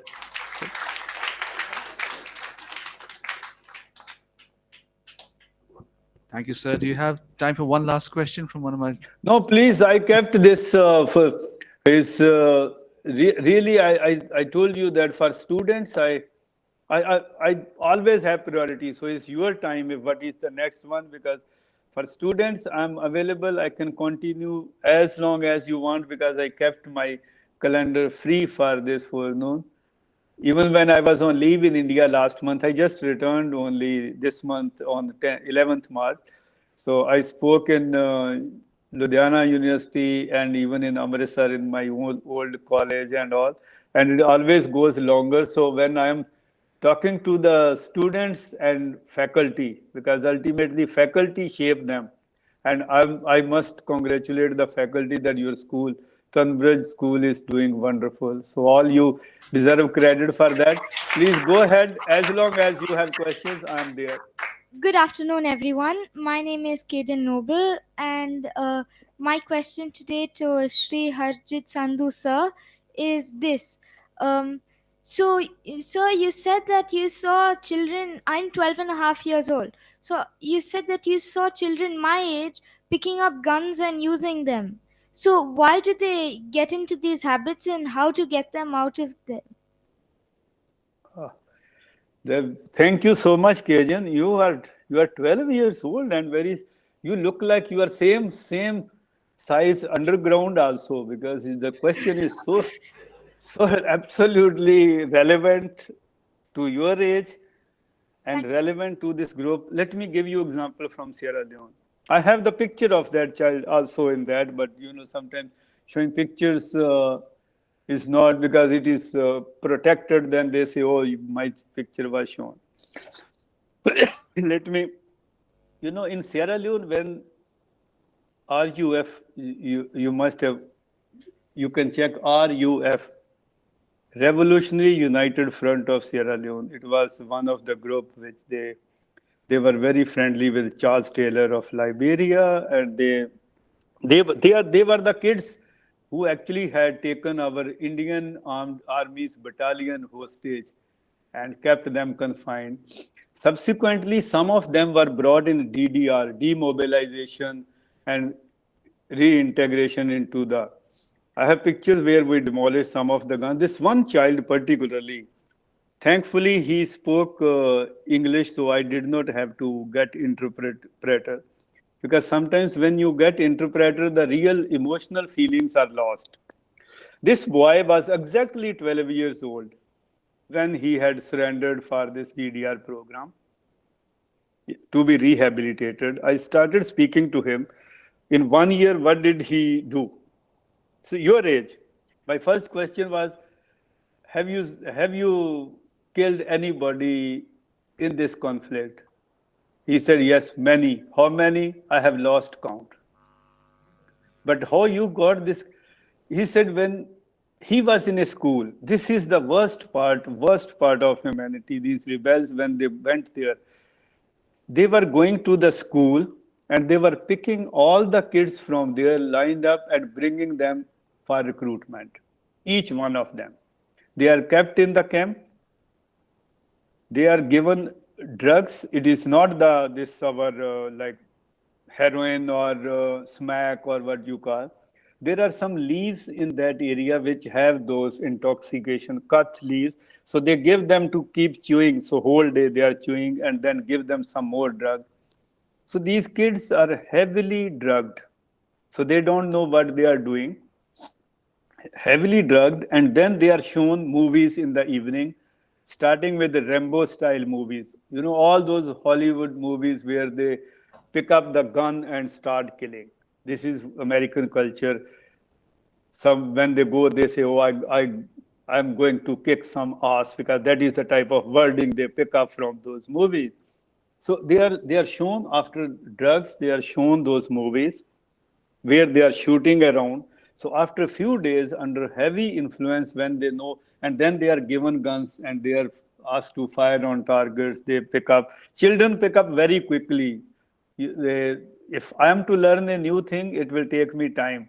But if a 12-year-old, 13-year-old is to learn, will learn quickly.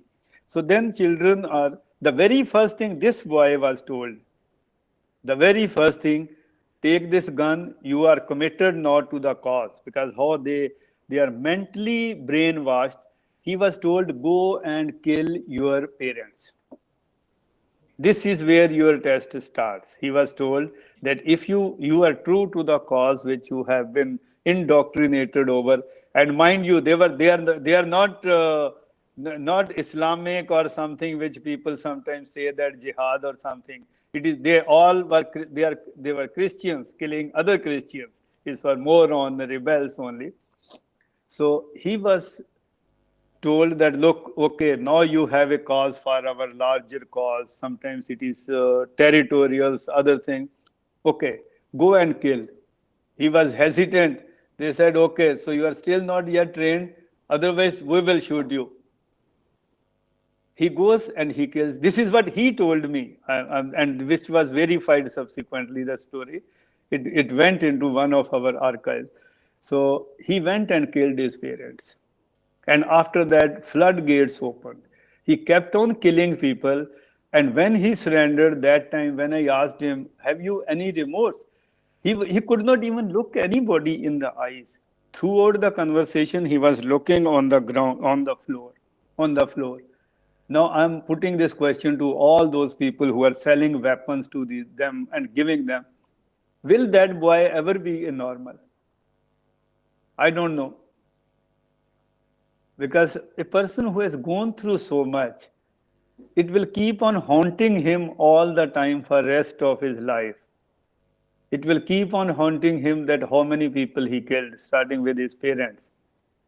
And that is another case which still keeps on coming in my mind, because in previous question was asked, any one case particularly which stays in your mind? There are so many. But this is what exactly when you said 12 years old, and that boy had told me exactly how old he is, 12 years old. And he said he wanted to, the only positive thing came up was, he said he wanted to study, he wanted to continue his school. Can he now go back to school? And I told him, you will definitely go back to school, but that is a different department. Your own government will look after that once you people are rehabilitated and integrated in the system. But someday they have to be demobilized and brought into. So, Kejan, does it address your question? Yes, thank you, sir. Thank you. Thank you. My pleasure.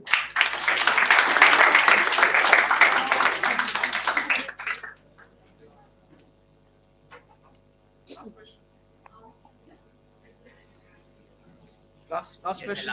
Last question. Good afternoon, Shri Harjit Sandhu, sir. Good afternoon. I'm Your Syed name? Mutiullah from Standard 9. Sorry, can you say Syed? Mutiullah. Mitiullah. Oh. Okay, please go ahead. Sir, my question is, the United Nations Security Council have helped many countries during the crisis, but it failed to help some countries like Syria and Afghanistan. So what is the reason that UNSC failed to help countries like Afghanistan and Syria, sir? Oh. Very wonderful question, Sayan. You know, again, it comes to constraints. There are some constraints I mentioned, but it's not that UN Security Council failed to help Syria and Afghanistan. The problem happens when the member countries which are powerful, when they start playing petty politics. When they start playing, if you take, for example, in Syria, Yes.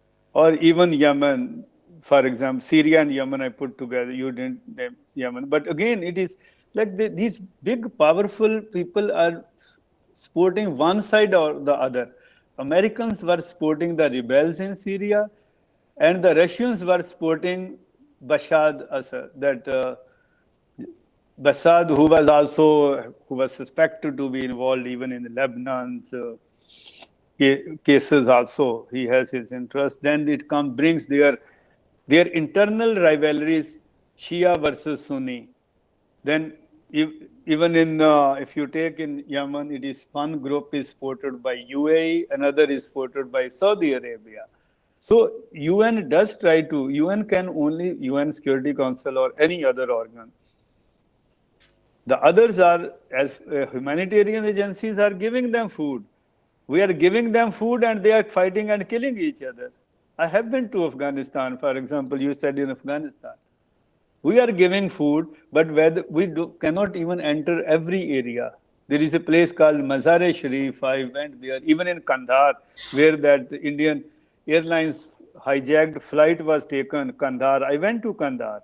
It's so risky there. You are advised not to get down from the vehicle, and from airport to the UN headquarters, don't get down on the road. But of course, there also sometimes you take. I went to one camp to look at that, where the food is being distributed, who takes it, and some of that gets diverted. Those big powerful people, local, there is a corruption and all. So UN is trying. As far as humanitarian aid is concerned, the moment a conflict arises, UN does go there.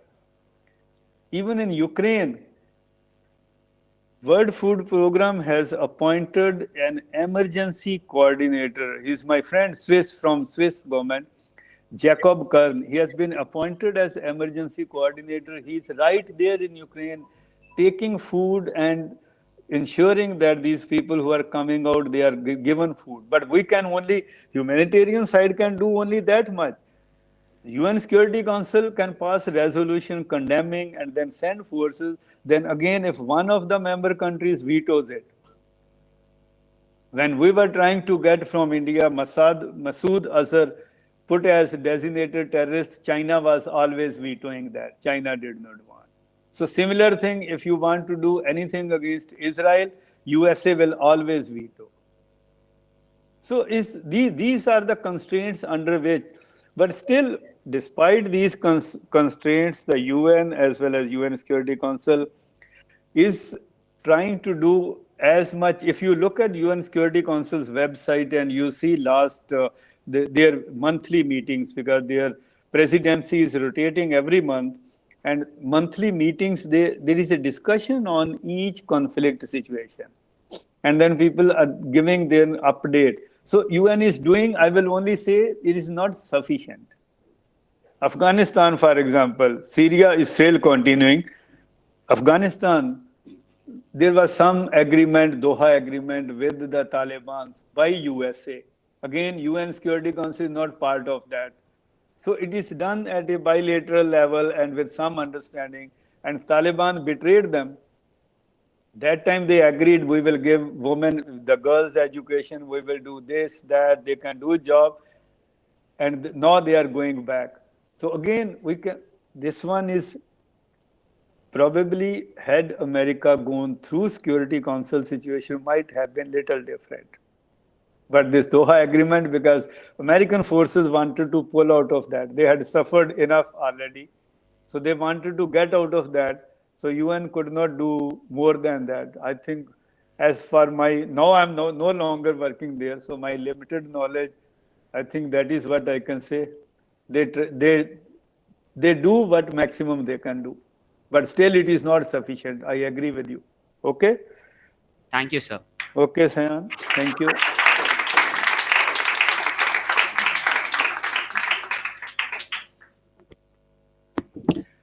So thank you so much for fielding these questions from my students.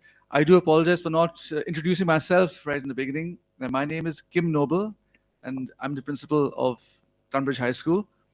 It was our pleasure and privilege having you here, sir. I know every minute of your time is of value, not just to our nation, but to the world. Looking at the humanitarian work that you have done through your life, and you continue to do, sir. So spending those minutes with us, in fact, for the last 3 hours being with us, sir, has been of great value, immense value. I know my children over here are going to take back great memories, and you've given us a lot of food for thought and food for our heart. And I do hope and pray that the world becomes a better place, and none of my children will have to witness the things that you have seen. But if they do, they will know, they will be inspired by your courage and your strength on how to go through it and how to handle it, sir.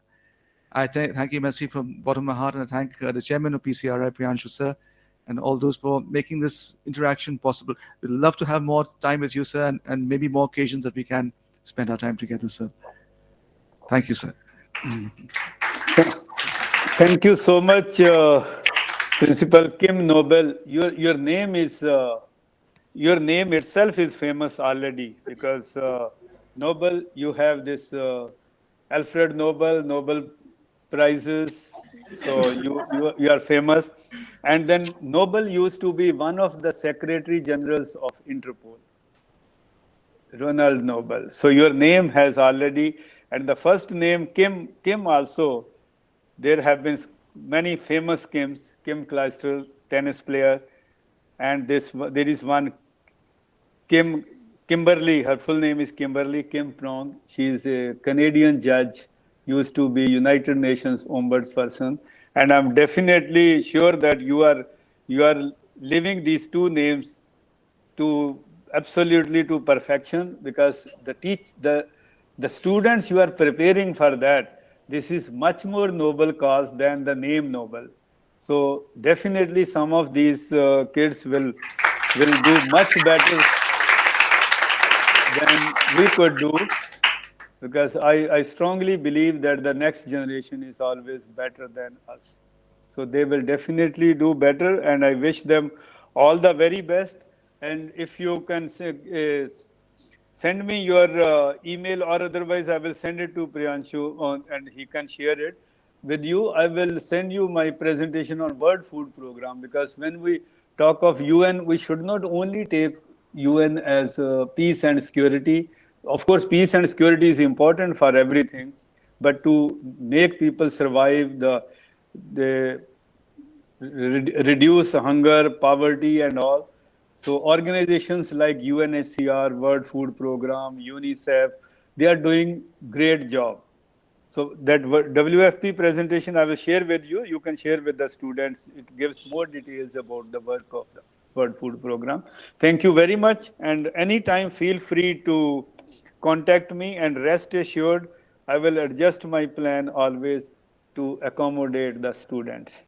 Thank you so much. Thank you to PCRI and to the school. It was an honor. It was an honor to have you all along. And I'm literally sorry. Basically, I'm traveling right now. I'm in Patna and I have to leave for Delhi. So, thanks a lot, Harjit sir, for joining us on just a simple WhatsApp message. You reached out to us and you presented such a detailed presentation and detailed analysis of United Nations and contemporary global order. You have the experience of almost 40 years with when it comes to dealing with UN and several agencies of the United Nations. So with this, I think all these speakers have been done. Regretfully, Lieutenant General Shokin Johan was about to join, but due to certain health conditions, he is unable to join us today. So I convey my regret to Mr. Noble for this particular thing. All along, thanks a lot, Harjit sir, once again from my side and from the Politika and Consolium Research Institute Private Limited for joining us all along. And I look forward, sir, to have you in more events of PCRI months to come. Anything, sir, in the closing remarks? Harjit. Thank you so much, Priyanshu, and thank you, Mr. Kim Noble. I will remember your name whenever in future you can ask, because both the names I know very well. So just as a closing, this one is not on UN thing. One, of course, I feel sad that General Shokin Chauhan is not there. He has been a very good friend. We were together in Manipur in 1990. I was superintendent of police of the district, and he was a young major in that one. And during those days, we faced some ambushes encounters together. So we definitely, our association goes up to that, and he, with his vast further experience, he could have been further enriching, but that is only, of course, health. And to the students, my advice is that never stop learning. This is my concluding remark. Never stop learning. In performance assessment, we have one bullet point, that commitment to continuous learning. When I give assessment to the people who work with me, my supervisees, so I always see how much the person has learned during this year. So always keep on doing. I did not list, like I was doing PhD, so then after that joined police, this, that, then this masters, that master. Then thought that, okay, let me see how the people outside do, because somebody said you can collect degrees in India as many you want. But I said, okay, so you are from Australia, is it Australian universities are better? I went and enrolled myself in best Australian university for MBA. And they have my name on the roll of honor. I stood first in that year, 2005, as an in-service candidate, competing with the fresh students, and they gave me cash reward, and my name is in their booklet. So don't stop at that. Then another one, I thought that these people from UK, they think their degrees are the best, Oxford, Cambridge, all. So, okay, let me do something there. So after doing MBA, I registered myself while doing these jobs for law degree, LLB. So got this University of London LLB from there. And since then, so many, some like professional qualifications keep on doing. So it's not to brag about what I have done, it's to give advice to students that never stop learning. Whatever you achieve, you may get MBA, PhD, or whatever, but there is always something more to learn. And with that, I wish everyone best of luck. And thank you so much, Principal Kim Noble and PCRI. Thank you. Have a nice day. Jai Hind, sir. Jai Hind. Thanks a lot, sir. Thanks a lot. Thank you. Look forward to having you in future events. Thank you. Thank you. Thanks a lot, sir. So, Abhilash, I'll have to also leave. I have flight for Delhi back. Yes. Once again, Mr. Kim Noble, thanks a lot for these 2 days. It were indeed very productive days. And soon we'll be having a similar event in the first week of April with the BLM Academy Haldwani. So it was the first school in Bangalore with whom we are conducting this particular event. So all thanks and credit goes to Tunbridge High School, the principal, the headmaster, the teachers who are associated, my dear lovely students who are sitting in front of me. So congratulations to you all. The 4 people who joined in the course of last 2 days have served for nearly 40-50 years in their respective fields. They're the people whose names are very well renowned. You might come across their articles, their journals, their op-eds in numerous national and international outlets. So I think the last 2 days would be productive for you all. You might have learned a lot, and it might have shaped something with regard to your career orientation. Soon you people will be deciding your careers, what your careers will be. So yesterday we were joined by Ambassador Vinod Kumar. I was planning to invite Ambassador Ashok Sajjanhar as well as Ambassador Deepak Vora. But due to their prior engagements, they couldn't join us. I should highlight Mr. Deepak Vora. Has anyone heard about his name previously? So Ambassador Deepak Vora is one of the finest diplomats of India. He has served as India's ambassador as well as high commissioners in nearly 7 to 8 countries all along. and currently he is the special advisor to the Honorable Prime Minister of India when it comes to climate change and environment. And he's also the he's also the special advisor to certain presidents and head of states of certain African countries. So I hope that I can arrange a special lecture with him in future with Tunbridge High. Once again, I thank each one of you, and most probably I'll have to leave in a minutes from now. I wish the other respective sessions which are left great success, and the students, whosoever will be the best speakers, as I said yesterday, I'm waiting to have you all back in Delhi in the month of June at India-Russia Summit. Understood? And as a measure of compliment, Mr. Kim Noble sir, all the teachers, I can see 7 to 8 teachers all along sitting over there. So the institute will be uh, calling them in two major events which we are having this year. So one is India-Japan Summit, which we'll be having later this year. One we are having with the Russians, India-Russia Summits. So as a gesture, I want to invite all the teachers, all the reimbursements will be provided by the institute itself. So thanks a lot, everyone, especially the teachers. For any successful event, the backbone are the teachers. And I myself see students. One thing I want to clear: don't be shy in your life. You are the youth, and according to me, the youth has the power to lead. You people have the courage, you people have the power, you people have the potential. Don't think that the people who are running the country needs to be above 60 or 65. No, we don't need such leaders. The generation has changed, the people has changed. You have more knowledge than me. Yesterday I was talking to my nephew, and he was using certain application on his mobile which I'm not even aware of how he's using. So the thing is that you people are more advanced, you people are technologically more self-driven. And what my message to you all will be that in days to come, you will be shaping your careers, you will be thinking about your careers. And see, my friend, next 25 years will be very crucial for this country. Next 25 years, we'll be celebrating 100 years of our independence. Many of us, especially you, the people who are sitting in front of me, you people will be the key holders, the key stakeholders when it comes to India's policy making or anything else. You people will be having the leading role. So with this, think that how you people can change the destiny of this particular country. The stereotype with this country is that people always say कि हमारे देश में ये नहीं है, this is wrong with our country has no infrastructure, this on and so forth. So instead of criticizing our country every time, can't you think that what you can do for the country? What are the solutions? You people have the solutions. The Prime Minister Modi always says, and I'm usually inspired with the particular remark which he always outlines. There could be million problems in this country, but we have 1.25 billion brains to solve those problems.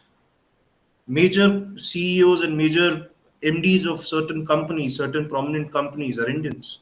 Take proud in that. But when you are taking proud that the major companies are run by the president, by the Indians, you should feel this as a matter of shame that why we are not interested in working and why we are not interested in shaping our own companies which are prominent companies in the country. Why? What's the reason? There are numerous things that are to be dealt upon. The teachers are there. The teachers can especially connect with the students. See, all whosoever teachers have joined us. My message to all the educators and academicians and scholars whosoever I met, my message is clear. The bookish knowledge shouldn't be the thing to move on. Understood? We need to have practical knowledge of the things. So when it comes to practical knowledge, these events like this will provide you exposure, will provide you an opportunity. You people are the future of this particular country. You people have to understand your role, responsibility. My best wishes is with all of you. I'll be sharing my WhatsApp number in case any student wants to reach out to me or anything. The Politika and Consolium Research Institute will be providing all the best opportunities that we can. Soon we'll be rolling out certain diploma courses as well as certain undergraduate courses in months to come. And I'll be offering certain scholarship to those students as well who wants who have the potential, who want to change this particular country. So once again, thanks a lot. Special thanks to Abhilash, Uruba, Satyamji. Thanks a lot for joining us all along. I'll be meeting you soon. So it was indeed a great honor to have all of you in the course of last 2 days, and I look forward to you, Mr. Kim, to have you in the National Education Summit, which is planned in the very third week of April. And I look forward for your address, which will the event will be attended by the governors of 3 states. We'll be having Governor Uttarakhand, Governor Odisha, and Governor Arunachal. Apart from that, we have extended invitation to the chairman CBSE, chairman NCERT, chairman ICSE, as well as I think your school is also ICSE affiliated, if I'm not wrong. That's true, yes. So the theme of that particular session will be regarding the thanks a lot, Mr. Satyamja. So the theme for that particular session will be National Education Policy 2020, the pathway for unleashing the potential and aspiration of 21st century youth. So I look forward, Mr. Noble, I look forward for any teacher who can associate on that particular day. So the last 2 days were indeed productive. Abhilash, sorry I took much of the time. I apologize for that. No But problem. indeed, I was 2 years back, I was in 12th. Right now, I'm completing my undergraduation. So these students should know that they are not talking to a chairman, they are talking to their elder brother in common sense, which I can say. So I am right now I'm completing my undergraduation in political science from Delhi University. So, and my age is just 20. Abhilash is completing his master's. So he's senior to me, and Uruba is completing his PhD, so she is also senior to me. And Satyamji is also senior to me. So everyone in my organization is senior to me. So age shouldn't be a factor when it comes to lead. You people should have the potential. You people should have the courage. Thanks a lot once again. Thanks a lot, Mr. Principal. Thanks a lot, everyone, for joining us. Sir, over to you. Thank you, Chairman Priyanshu. Your abilities defy your age. We would have believed that you were about 40 plus, the way you command yourself, the way you speak, and with the authority and confidence that you have. And that's inspirational for all our students to know that age is not a factor. Thank you for making these 2 days possible. And I think we've had some very interesting interactions, first-hand information from the world changers themselves. This wouldn't have been possible without... And there'll be one more thing. I have a surprise for them, that all these students will be receiving the certificate of participation, which will be duly signed by all these 4 speakers who joined us. So it will be signed by all the 4 speakers as well as members of the advisory board. So congratulations once again. Apart from that, there are many things that the institute, the best speaker, whosoever the best speaker is, be ready. I'll be calling you Delhi in just a matter of 1 month. And you will be provided an opportunity to meet several topmost ministers. Use that photograph, share on Instagram, and have certain good likes and have certain good followers. Understood? For that what matters at the end of the day. So thanks a lot, sir. Anything else to add on? Thank you. No, you are like Santa Claus. The gifts don't stop coming. So thank you and Jai Hind. Thanks a lot, sir. Namaskar, Jai Hind, Abhilash, Uruba, you can continue. And thanks a lot, Satyamji, for joining us, although you didn't say a single word, which I didn't like. He's a bit of shy person. He never says anything. But he's a very good listener. He always listens. He says, but when he says something very important. In 2 minutes, he can sum up the whole lecture, anything he has heard in just 2 minutes. So thanks a lot, Satyamji. And thanks a lot, each one of you. Jai Hind, Namaskar.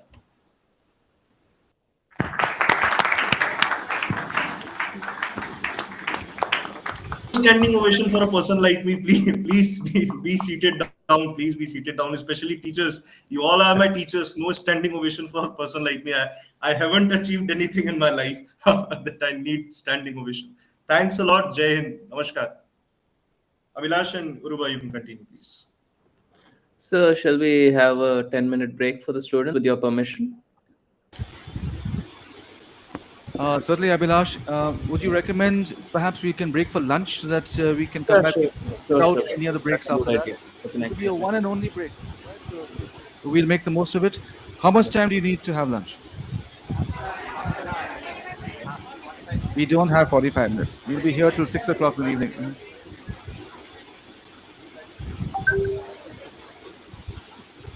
30 minutes. That means at 1:50 we'll be back. 1:50 we'll be back. Certainly. We'll be back, Abhilash, at 1:50. We can Understood. commence at 1:55. Sure, sir. Thank you. Non-stop.